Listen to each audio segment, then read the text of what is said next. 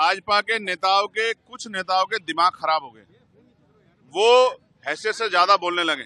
Mission के अध्यक्ष BP मंडल जी की जयंती भी है, उन्हीं की जयंती के अवसर पे मामला रामस्वरूप वर्मा जी के इन दोनों ही महान पुरुषों के जयंती और उनके अवसर पे जो है एक कार्यक्रम हम लोगों ने सामाजिक न्याय सम्मेलन हमने रखा है बांदा में, उसमें मैं शामिल होऊंगा। उत्तर प्रदेश में जिस तरह के हालात चल रहे हैं उसमें जिस तरह से अखबार पढ़ने पे तमाम महिलाओं के साथ हत्याएं, रेप, चोरी, डकैती, भ्रष्टाचार खबरें आ रही है, ये उत्तर प्रदेश की कानून व्यवस्था और जो गरीबों, कमजोरों, किसानों की दमन की राजनीति चल रही है, ये उसका सच है। आपने फैसला पढ़ा नहीं, हमने फैसला पढ़ा है।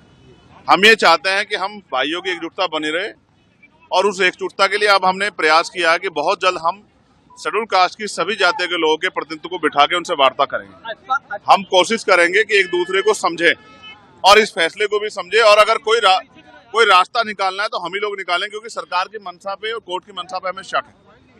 आज तक सुप्रीम कोर्ट ने कोई भी फैसला शेड्यूल कास्ट, शेड्यूल ट्राइब के हितों के लिए नहीं दिया, उनकी रक्षा के लिए नहीं दिया। उनके सारे फैसले आरक्षण पे हमले के जैसे होते हैं। हम इसलिए उनसे उनके फैसले, उनकी मंशा पे, उनकी नीयत पे शक कर रहे हैं।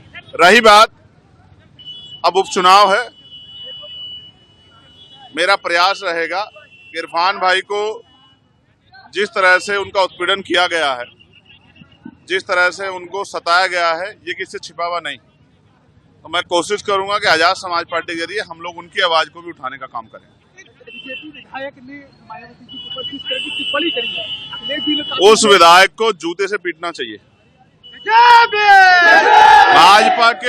भाजपा के नेताओं के कुछ नेताओं के दिमाग खराब हो गए, वो हैसियत से ज्यादा बोलने लगे और कभी कभी वो अपने नेताओं खुश करने के चक्कर में ये भी भूल जाते हैं कि इसके परिणाम क्या हो सकते हैं।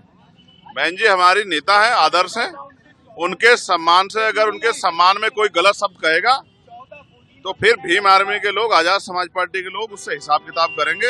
इस बात को मैं उनको सावधान करना चाहता हूँ।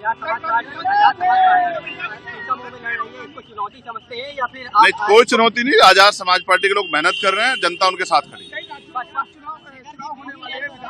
यस, उसमें